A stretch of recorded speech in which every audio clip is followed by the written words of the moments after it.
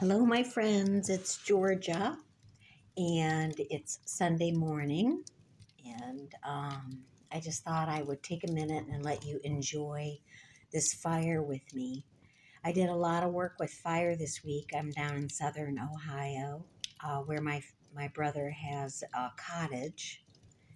Actually, our family has had this cottage for 40 years. Anyways,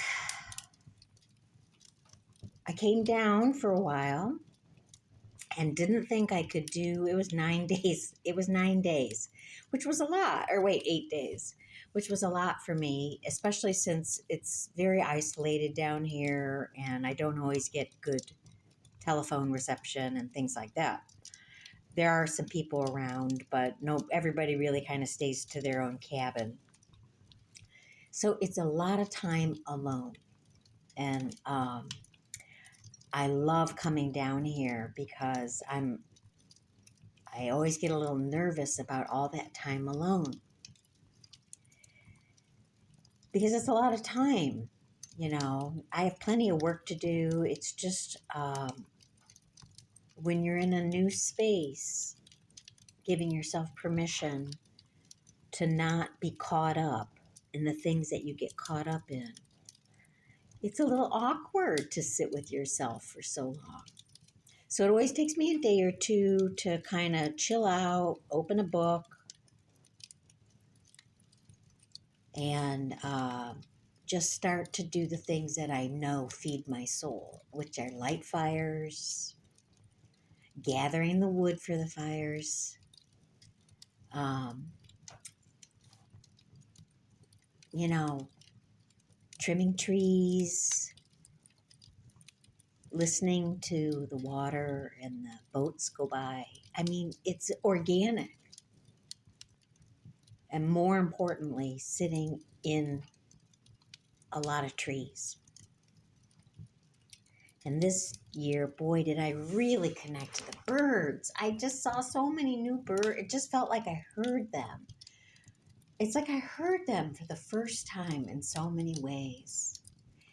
And I saw an oriole, and they are orange, and they are very rare to see.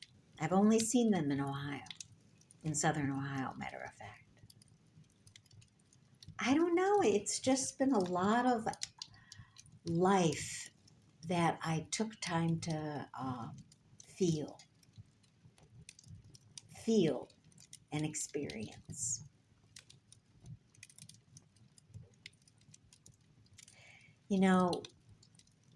I'm so detached from what's happening in the world around me because I know it's a joke and I know it's an illusion. And I also know it's a product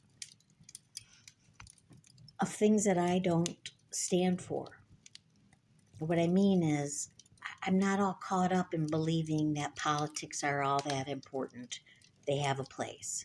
I'm not all caught up in believing that I need to be important. That has its time and place, but it's not what I need. It's just really nice to allow myself just to be myself with nothing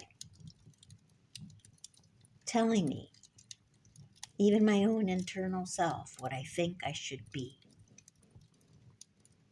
And I think we need these times in order to hear who we are. Like you can't even hear who you are until you let go or have silence from the things that have told us we should be, if that makes any sense at all. And if I could summarize the last 22 years of very intensive journey through illness and homelessness and poverty and lots of loss of people, and if I could summarize all of that, it has all been a beautiful healing process of letting go of everything that isn't in alignment with me, isn't a truth for me anymore. And that's just growth.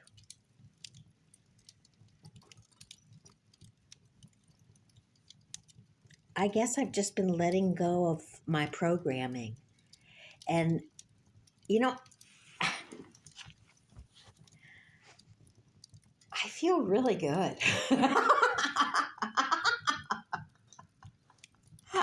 I mean, my life isn't where I want it to be, like in the exterior.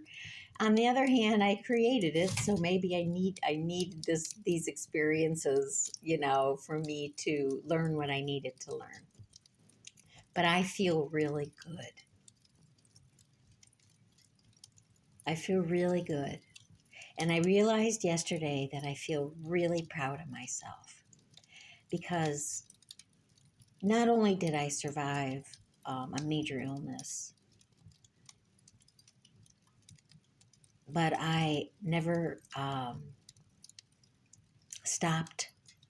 I never stopped pushing forward in wanting to understand myself and heal what felt broken. I'm proud of myself. I have to tell myself that because I don't have people in my life. Well, my kids. My kids are always encouraging to me. But on the whole, it's kind of an alone life. I mean, accolades here and there, la-di-da. But the truth is, aren't we all kind of alone? So I have to have moments where I can not only feel myself, reconnect to myself, but then I get to sit back and go, I'm proud of myself. Yeah, there's a lot I did wrong. Yeah, I could have done it differently. Shoulda, woulda, coulda. But I didn't know at the time. I did the best I could, and I'm proud of myself.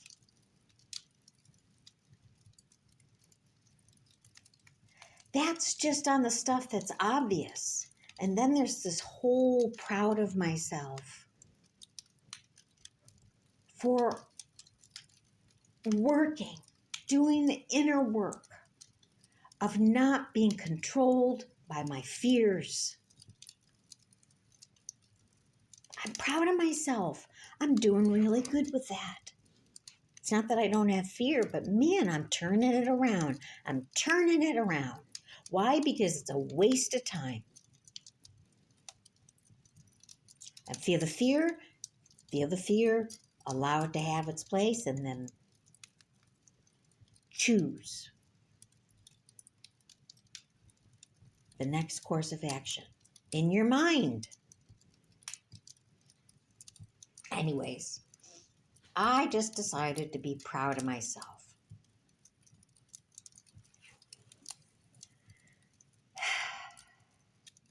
There's a lot of people, well, not a lot. There's a handful of people that aren't proud of me. And they have a lot to say about who they think I should be. And man, what a waste of their time thinking about me. And you know what? I get it. It's really easy to sit back and look at other people and assume that they should be doing certain things better. But the truth is, I am no longer reliant on anybody else's opinion about myself.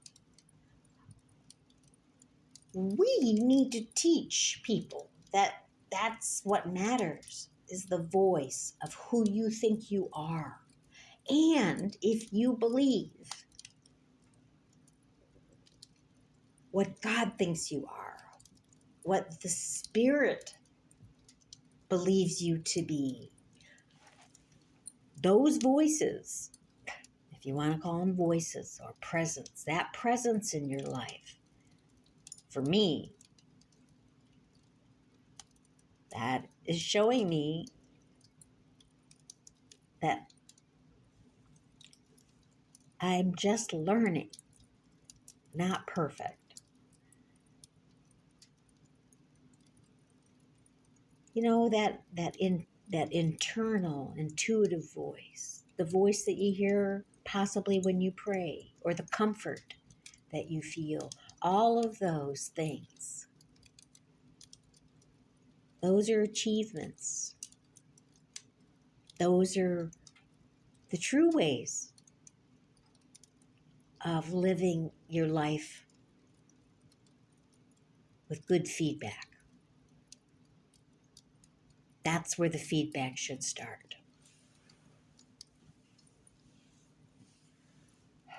And I don't think many people are taught that skill of going within and learning and trusting that inner voice. I'm learning how to do it. It's taken me a long time. It does require, however, that letting go of the other voices, of what people think, of what the world says you should do. It's like your inner voice is your compass to success. That's all I'm going to say. I know it to be true now. And I love it, man. And it also feels really good. You know, feels really good to be connected more to the inner compass. I wrote a poem about fires, and I'm going to read it. I'm going to do one more recording while I'm here, but just for fun, let's see what my oracle card is. It says, whatever I give attention to, wanted or unwanted, I am creating. I'm going to read that again. Whatever I give attention to, wanted or unwanted, I am creating. Very interesting. So if I give my attention to fear, I am creating more fear. If I give my attention to external validation as the most important thing in my life, then that will grow in importance to me. If I give more attention to my feelings, they will be more present to me. What you give your attention to is what you create. If I have relationships with so and so, that's what I create.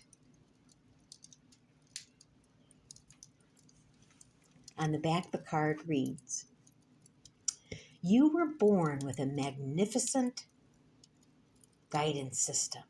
Huh. Like I was saying, that inner compass. You were born without a magnificent guidance system that lets you know in every moment exactly what your vibrational content is, which is being matched by the law of attraction. As it is your desire to feel good in your practice to choose feeling good thoughts, only good things will come to you.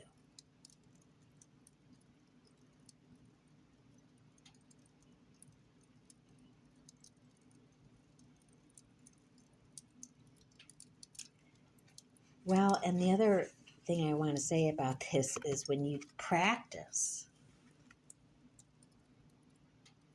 trusting your guidance system and you couple that with gratitude, it's almost like even when, quote, bad things do happen, they don't faze you.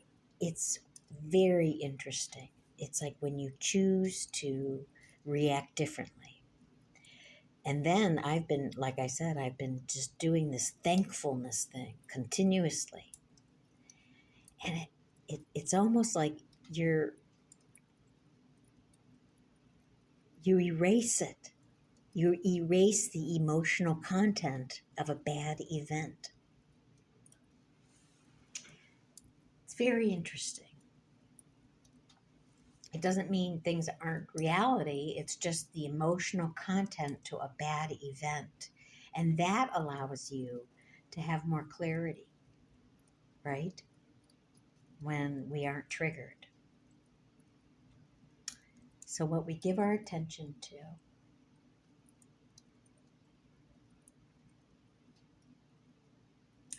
Thank you for joining me this Sunday morning and being with me while the fire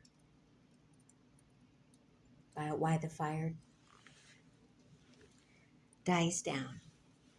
And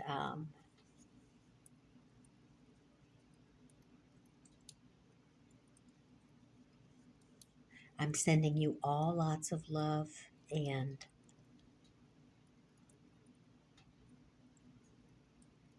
prayers and guidance for your lives. Keep moving forward.